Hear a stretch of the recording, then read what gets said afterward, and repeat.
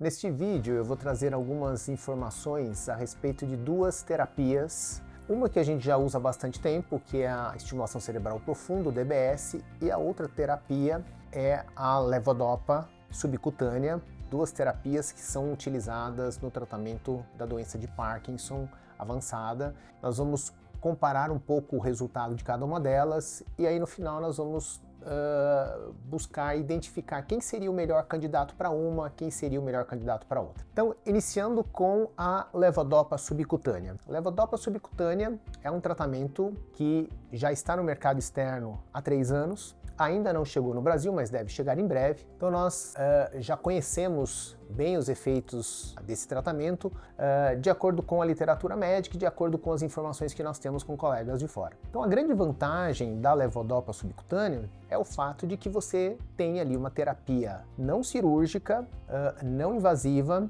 que permite a infusão de levodopa 24 horas por dia de modo contínuo. Então, com isso, nós conseguimos aumentar o tempo de ação da levodopa, reduzindo os sintomas motores ao longo do dia, com um risco mínimo, praticamente zero. Nós conseguimos também reduzir os efeitos colaterais dessa medicação. Então, é uma terapia bastante interessante. Do ponto de vista de desvantagens, o que nós temos em relação a desvantagens dessa terapia? Então, primeiro é o fato de que a levodopa subcutânea ela é infundida através de uma bomba de infusão. Essa bomba é ligada através de fios e um catéter que ele é implantado na pele através de uma agulha. Então, nós temos ali um primeiro inconveniente, que é o fato de termos material, fios, bombas que são externos, e isso tem um efeito estético que é negativo, porém os pacientes eles não se queixam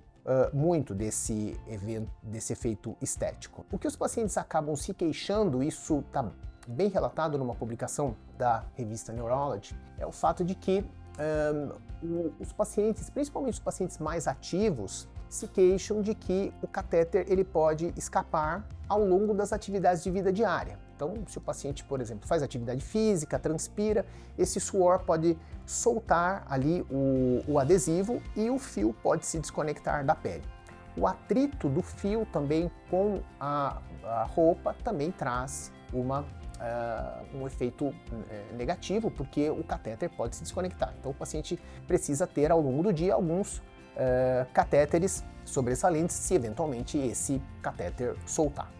E outro aspecto negativo é que a bomba ela não é à prova d'água. Então os pacientes que fazem atividade esportiva em água, natação, hidroginástica, entre outros, acabam tendo que desligar a bomba, e o período que você fica sem a bomba ele é curto, né? Porque se você ficar muito tempo sem a bomba, você passa a ter sintomas, então esse é um inconveniente que limita a atividade física de quem gosta de praticar atividade em água. Uma outra limitação da levodopa subcutânea diz respeito aos eventos adversos na pele. Então, os estudos mostram que uma porcentagem razoável de pacientes, aproximadamente metade dos pacientes que foram submetidos a essa terapia, apresentaram reações no local de infusão da medicação. Reações inflamatórias, dor, endurecimentos, vermelhidão, que trazem desconforto para o paciente e acabam limitando o uso dessa terapia numa porcentagem significativa de pacientes. No entanto, é uma terapia que traz um benefício, uma redução do tempo de sintomas de aproximadamente 2 horas e meia a 3 horas por dia. Então o paciente acaba ganhando um efeito livre de doença, vamos dizer, um tempo livre de doença de aproximadamente 3 horas por dia, que é algo bastante significativo. Agora falando sobre o DBS.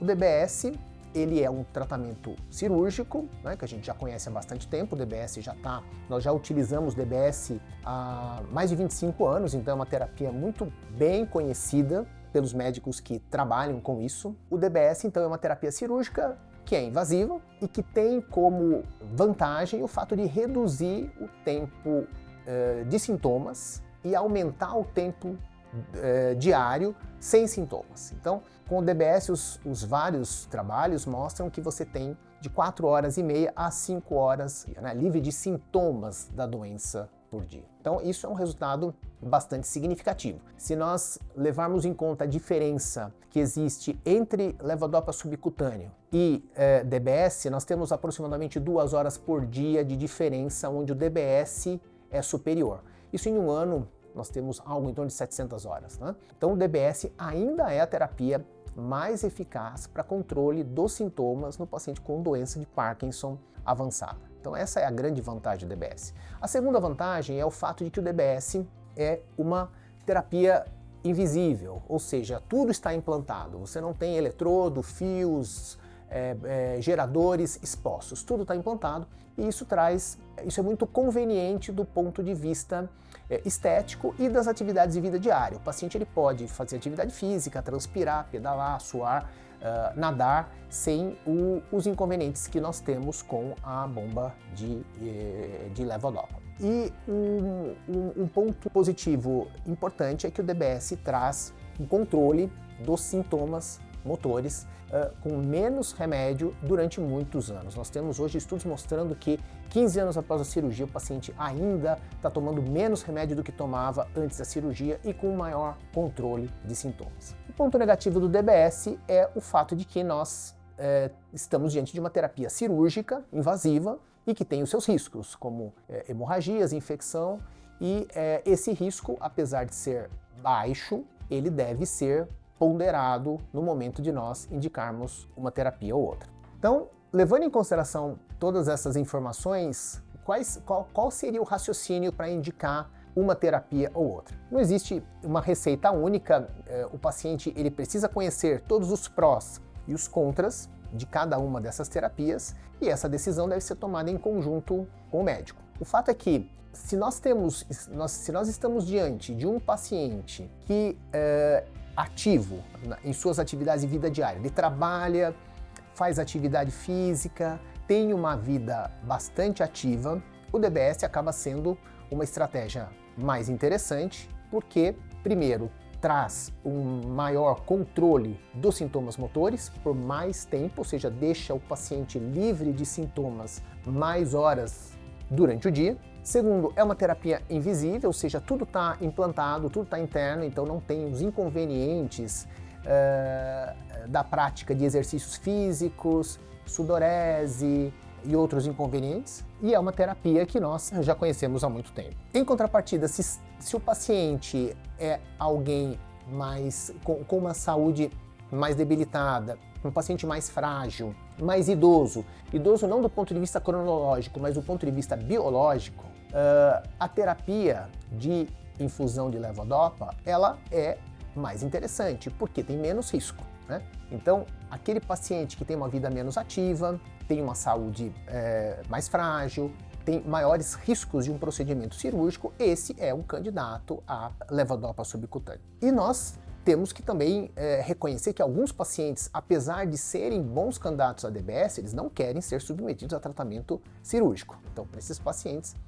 a infusão de levodopa acaba sendo uma alternativa com todos aqueles aspectos que foram comentados aqui. E por último, nós podemos também associar terapias. Apesar de nós não termos ainda estudos nessa área, isso vamos dizer, viável. Nós podemos, digamos, um paciente que tenha sido submetido a uma terapia DBS, ele pode ganhar uma infusão de levodopa subcutâneo, se assim ele desejar e se a discussão com o médico levar à conclusão de que essa associação seja interessante. Então, espero que nesse vídeo a gente tenha levantado aí os aspectos importantes de cada uma dessas terapias. Existem aspectos técnicos relevantes que a gente não consegue discutir aqui, mas eu espero que essas informações ajudem na decisão de uma terapia e outra durante a discussão médico-paciente.